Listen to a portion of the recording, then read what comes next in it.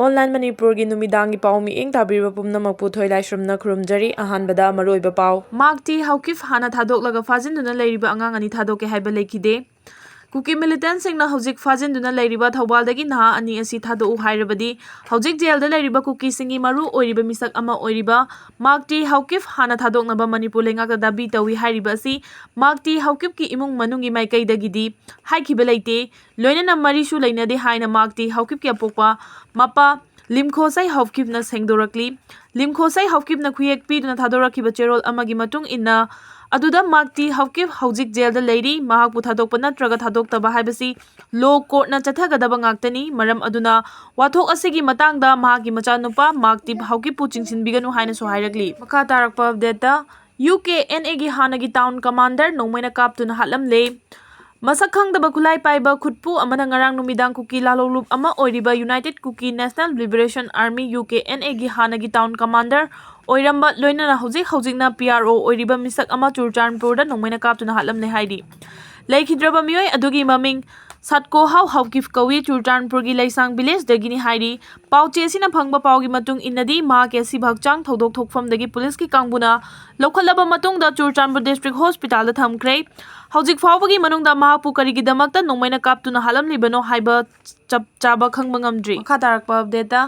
naha ani thadorak trabadagi Thobal district ta pung nifunipan gi ban chathaba hokre ban na maram oiduna miyamgi punsida yamna chawna akaiba oikhre Chief Minister N. Biren gi maikei dagi ngarang numidang athingba fawbagi manungda Kuki khulai paiba singna fajinkraba naha ani Thobal leisang them awang leikai dagi oinam thoithoiba amadi khekman awang mataba maning leikai dagi thokchom thoithoi bu JC amadi imung manungi maikei da sinanaba hotnagani Hojik Manipur Police ki DGP amadi Assam Rifles ki makok thongba sing Kangpopi district ta wari sananaba thajinkhre haina thajaba pikhrabasu thabakta onthoraktrabadagi JC na lauthorakhiba matung ina ngasi ayuk pung 3 dagi Thobal district pungba pung 9 gi general strike ki khongjang changsinba hokre ngarangi ahing dagi hauna masing yamlaba miyamna Thobal mela ground mapada lambi thingduna ahing da khongjang changsinkraba matungda general strike ki khongjang changsinba hokhibani Thobal Kaithel Babu Kaithel Athokpom Kaithel Yaripok Tampa Kaithel amasung New Market khongjang aduna maram oiraga Thobal district ta Kaithel kana khidre dukan sing mahiloisang sing national amasung state ki bank singsu thonglona ki amadi lanai amadi Manipur lengak singi loisang sing thonglona ki khongjang sogatpa masing yamlaba nupa nupi sing thoraktuna Thobal district ki usoi pokpi Babu Bazar amadi Thobal Kaithel mapa yauna Thobal Mela ground gi mafam singda lambi da thoktuna khongjang sangsin ki Thobal Mela ground gi National Highway 102 thingjinduna khongjang changsin ki loinana ima ibel singna angang naha ani sinaraktriba fawba khongjang handoklo haiduna highway da famjinduna leiri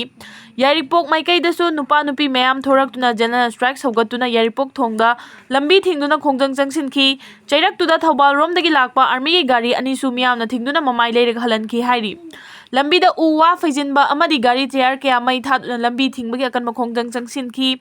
Security Force ki kangbuna su pamdaba thodok sing thoktana bangak senbagi thabak chathari khongjang changsil liba nupa nupi singna fajinduna thamkhiba naha ani adu tek takaidana thadok piraknaba Manipur gi Chief Minister Biren lofam thokpa thodang lobiu haina mamitagi mapi taduna phongdokhi loinana ngasi ayuk pung 3 dagi hokhiba pung 9 gi oiba Thobal district ki ban asi khwaidagi mapung faba ban amani haibadu oiri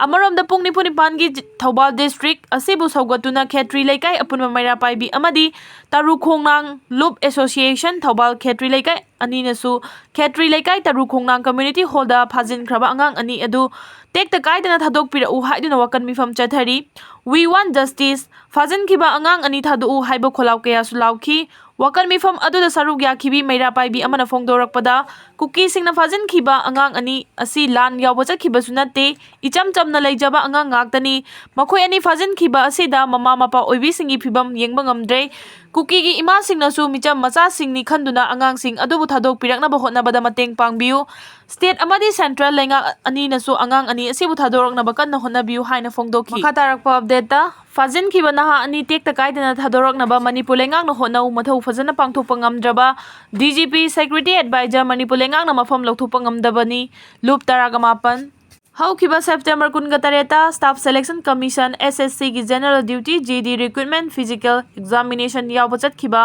नहा अहोंगी मनुंगदा अमा थादोरक्लगा ओइनाम थोइथोइ अमदी Thokchom थोइथोइबा अनिबु ngasi फावबा cookie खुलाई पाइबसिंगना फाजिलगा थादोक्तबा असि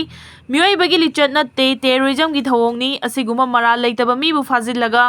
मनटेकनबा terrorism की थबक असि अवांग बथाक्ता condemn Tawi अथुबा मतमदा टेक्ते काइदना थादोरक्नबा लेंगा असिना होनगदबनी हाइना लमदम असिगी तोंगान तोंगान बलुफ तरागमापन ना Manipur press club ता पांगथोक पावगी मिफम अमदा मणिपुर लेंगाक दाबी कया तौकी फाजिनखिबा नहा अनि टेक्ते काइदना थादोरक्नबा लेंगाक न होनौ हाइदुना तक्सिलक्लिबा लुपसिंग अदुदी अमकिल नुपी समाज तमी चिंगमी NLA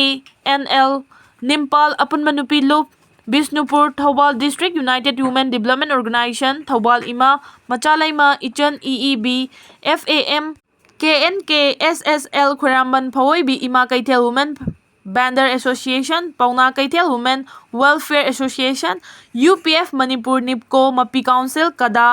AMPFA Amadi Lamdam Asigi Mahiroi Luf Amagani Lup Taragamapan asina haribadi May ahumdagi haurakhiba Kuki terrorist singna lanjadraba micham kayagi yum kai mai thaba mioi kaya ama hatpa amadi kaya amana hatpi khibadagi thiba phangdaba thodok kaya laikre masida amuk sangna chahi ama makai helaba hingsagi thodokna pik thalaba lanbung amaga manaraga Manipur asida central government na karigi tumina leishilibano Manipur asi India gi part natrabra Kuki khulai paiba singna India gi sipai singna phongna sogatuna maitai tumna hanaba langjang changsilakle haibada haiba thokloi khwaidagi ngaklibadi nongchup kaithel manbida AR gi SSC GD recruitment yaunabagi damak motorcycle amada chaminakhiba naha ahumdugi manungda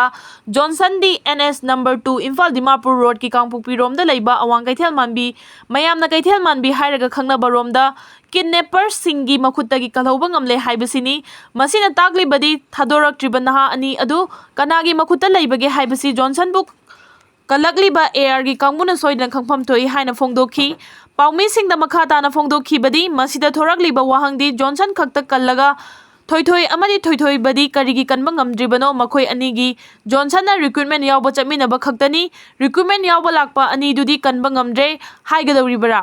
Makhoina chatkhiba mafam adu India gi wangmada leiba Indian passport amada mafam dugi visa yawdrabadi changba yadaba mirai bakla